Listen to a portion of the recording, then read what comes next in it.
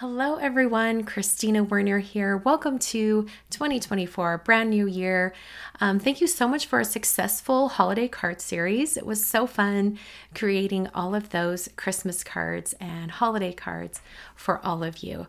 I'm ready to jump into the new year, and I just have a little bit of housekeeping that I wanted to go over before we jump into today's card and envelope.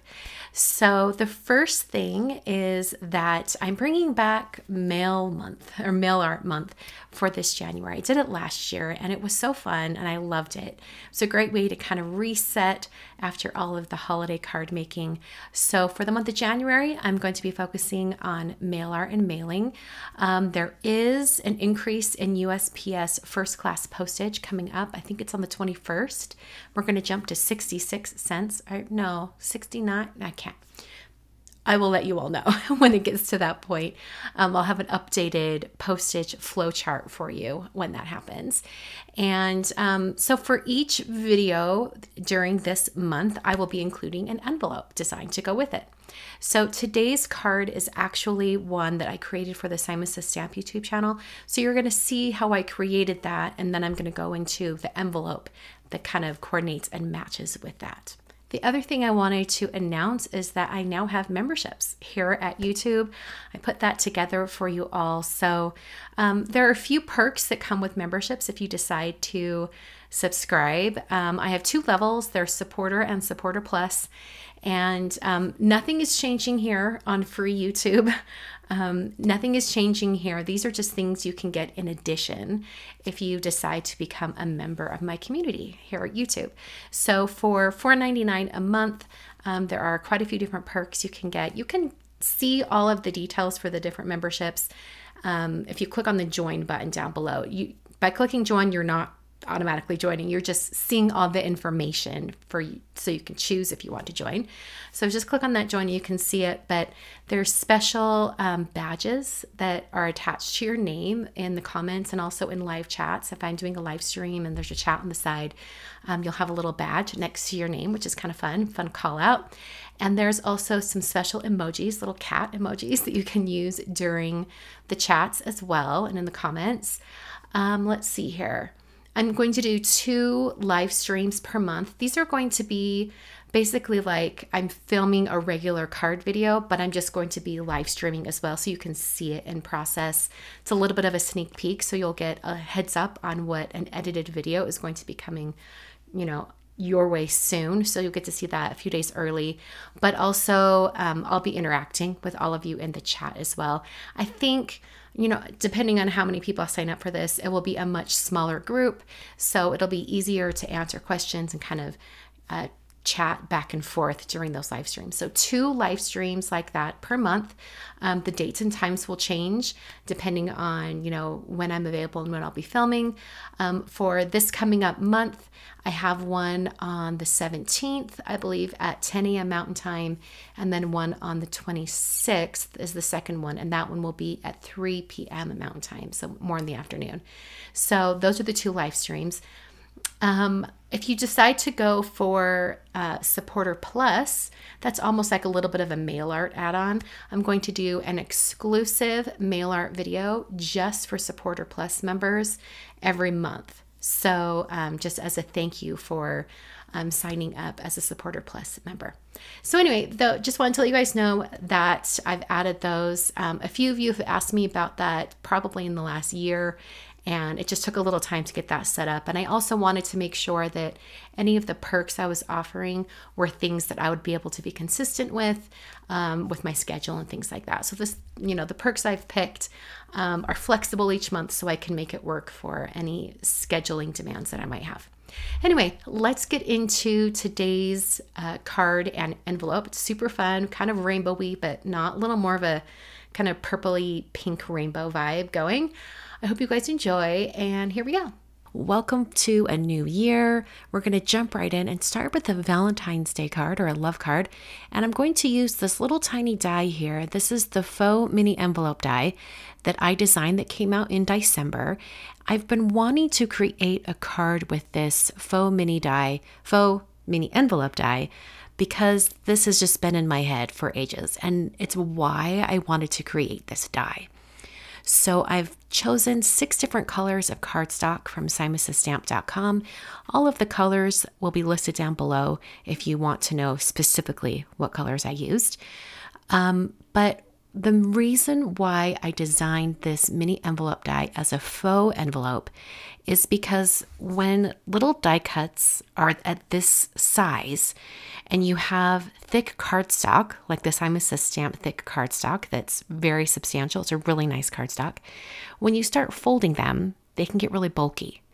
And essentially, these are mini envelopes that aren't going to be used as an envelope, so it doesn't need to look real. So that's why I created one that only has the top and bottom flap. I'm going to put some hearts on the envelopes later, so I die cut those using the Mini Hearts Party. And then I'm using this stencil set from CZ Design to put some patterns on 3 of the envelopes. I'm using kind of monochromatic colors for each one of the cardstocks. So I'm using a darker purple with this small purple envelope. I'm using the ink color Iris and the star stencil, just putting a few stars on that.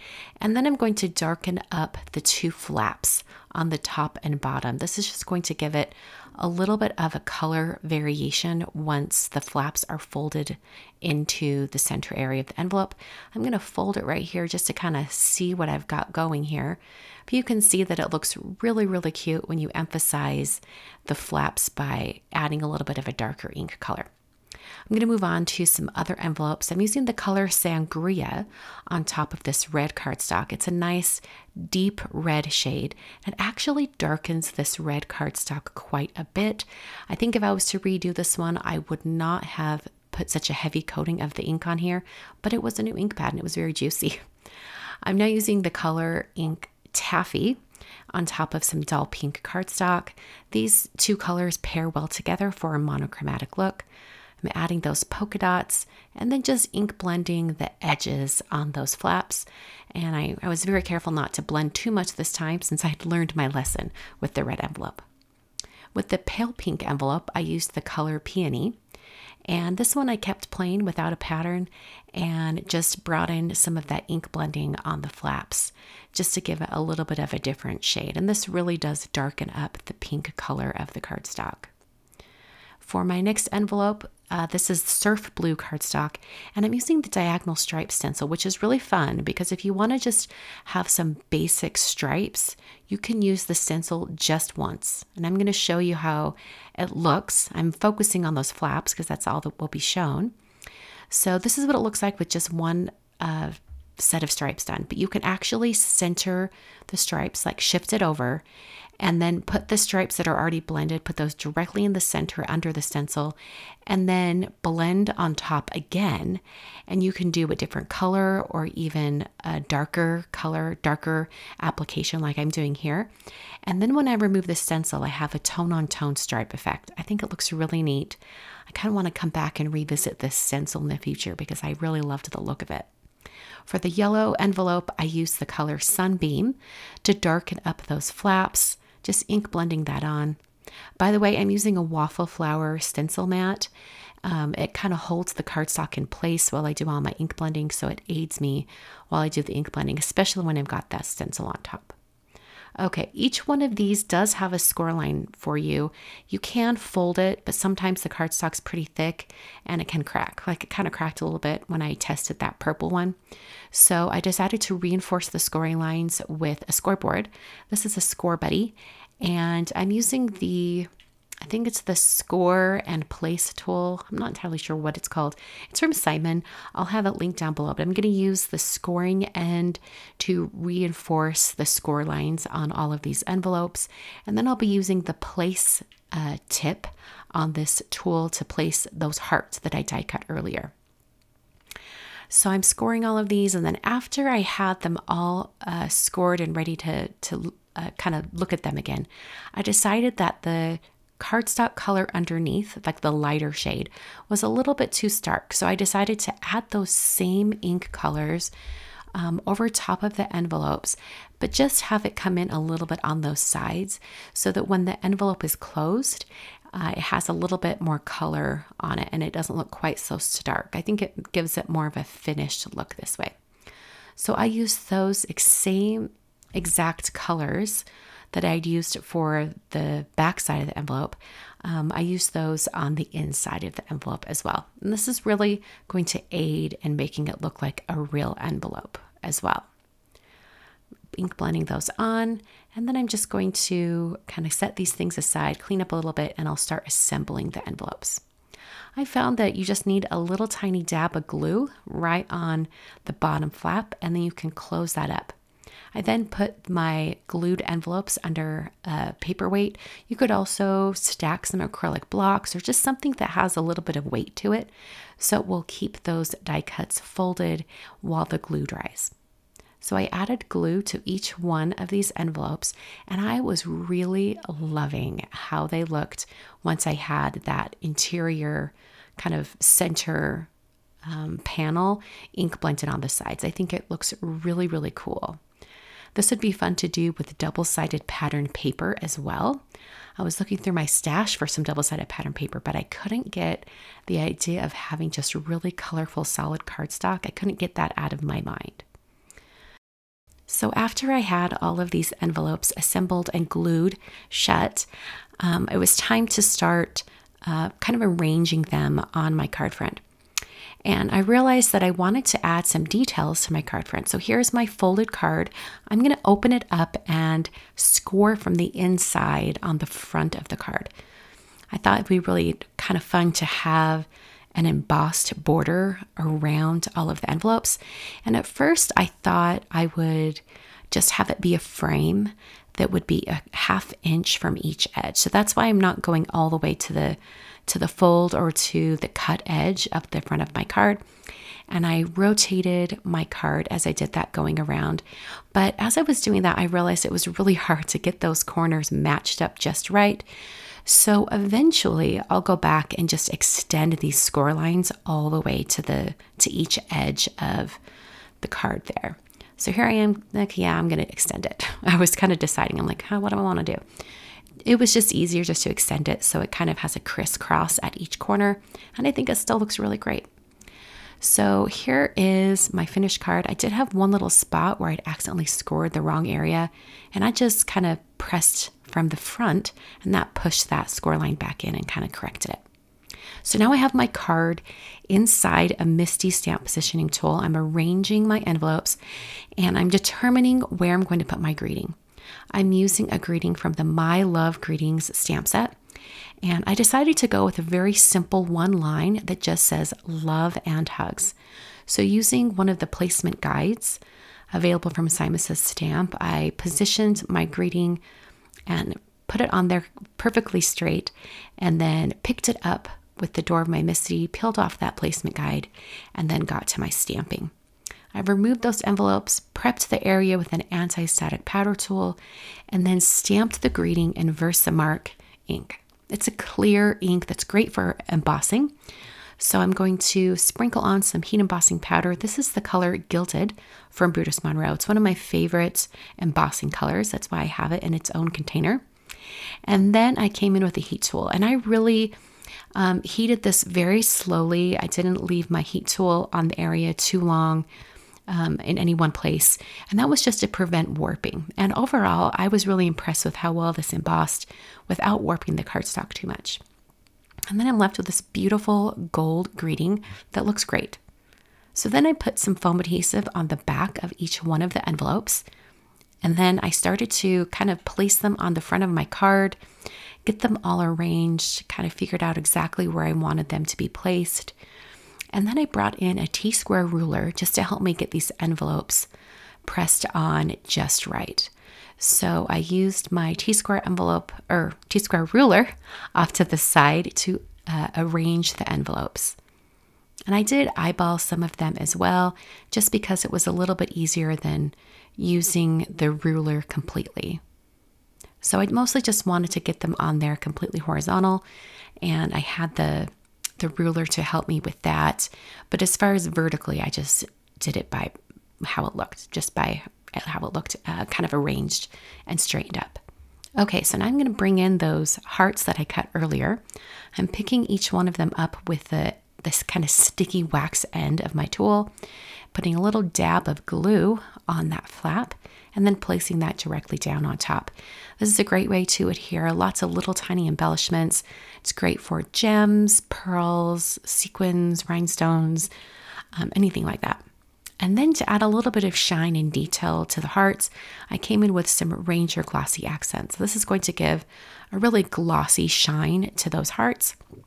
It's a little bit hard to see in the video or even in the final photos, but the gloss on those hearts really is quite cute. I think you could also use a white glitter or some Stickles glitter glue and it would look great. So now we're jumping a couple of days into the future after that card was finished, and I'm going to create the envelope. So according to the 123 punch board from We Are Memory Keepers, to create an A2 envelope, you need to start with 8 1/4 square cardstock. So I'm cutting this white cardstock to that size. Now the cardstock I'm using is Neenah Classic Crest Solar White 80-pound cardstock. And I picked this cardstock in particular because I had tried making this envelope once before on a pre-made envelope, and the ink was just like the cardstock was not taking the ink well, so I decided to just make my own envelope. So according to the punch board, I should have that top corner lined up at the 3 5/8 mark, and then score the bottom score line with the bone folder and punch right there in the center. After I have that initial score line, I'm going to rotate it counterclockwise and line up that score line that I just created into that groove that's on the left-hand side. There's also a little notch right up there on the punch that you can line it up. Then I'll punch once again and then score at that lower score line. I'll rotate once again and then continue on for the other two sides until I've got all 4 notches and all 4 score lines to create my envelope. I love this punch board. It's so great for making envelopes quick and easy out of whatever type of paper you want to use. Watercolor paper, Bristol paper, Yupo paper, it can do it all. So I'm going to actually keep this envelope flat while I work on my design. So I want to protect all the flaps, the top, bottom, and the sides. And I'm going to use some wide 3M Post-it tape for this. My Post-it tape roll is getting down to the very bottom, which I never thought it would since this is such a large roll. I think I've had it for years. But anyway, I've picked out 3 postage stamps for my envelope that are, colors similar to what I'm planning to do for my envelope. And I just place them in the top right corner of my envelope, just long enough to put a pencil mark so I know exactly how far down those postage stamps will go. I've now got a piece of masking paper. This is masking paper from Simon Says Stamp, and I'm just cutting a nice gentle slope out of this. And I want it to be sort of down the middle because I'm going to use both sides, the top and bottom on this cut. I'm going to start with the bottom shape, and I'm going to position it just a little bit lower than that top fold. I'm planning to have, 6 to 8 different sections of color, so I want to make sure I don't have too big of a section. I'm now using a brighter red than I was using before. Before I was using Sangria because I was adding a deeper red on top of that red cardstock. Now I'm using the color Punch, and it's just a nice red shade.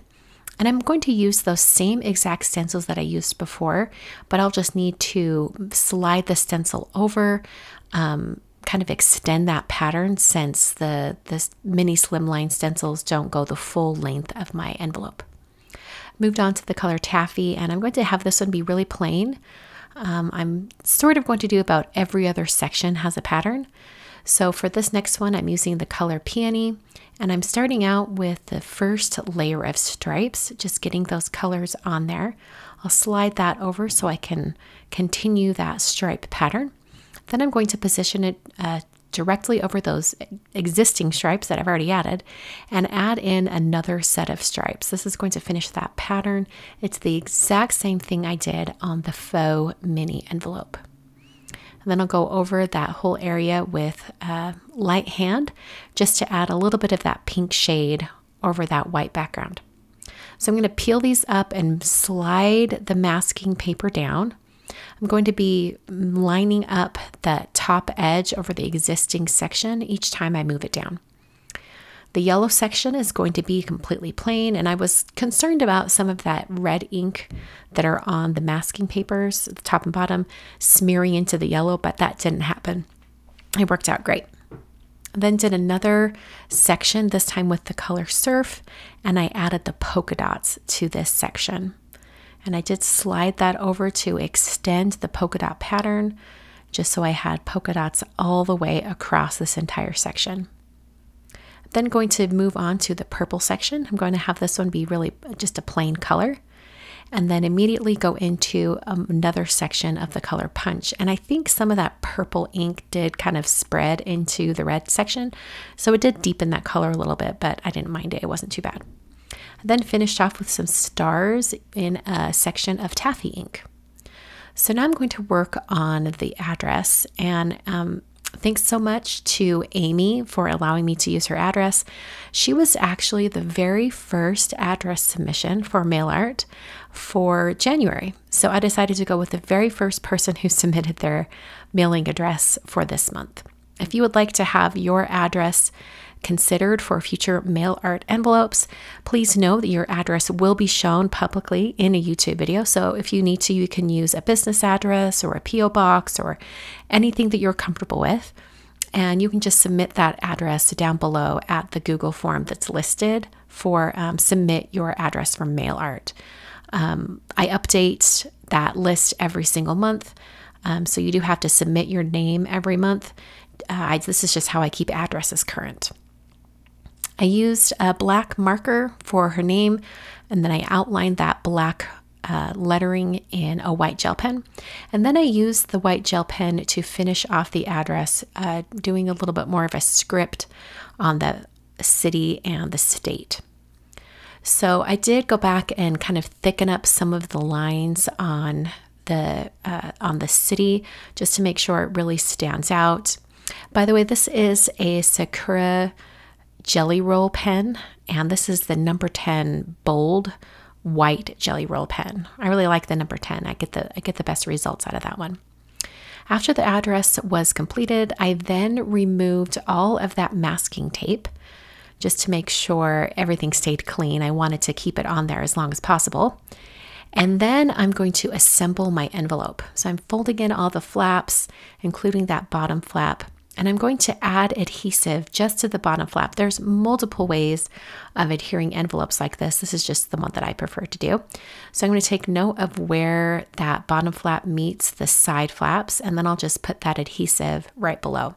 And I don't take the adhesive all the way to the corner because I want to make sure that there's a way to get into the envelope. If you completely seal everything up, it makes it really difficult to open the envelope. So I took off that release paper and then sealed up that flap. I added my P.O. box on the flap for the return, and then I put on my postage stamps. For the older postage stamps that need moisture to adhere, I just sprayed some water onto a paper towel and then pressed the postage stamps into that. So the last thing to do is to use some micro distress glaze, and this is going to somewhat waterproof the envelope. It basically puts just kind of like a wax coating over everything and makes it so that it repels any moisture. It's not going to make the envelope completely waterproof by any means because it is still paper, but it will prevent the ink from smearing or kind of smudging when it comes into contact with anything that has moisture.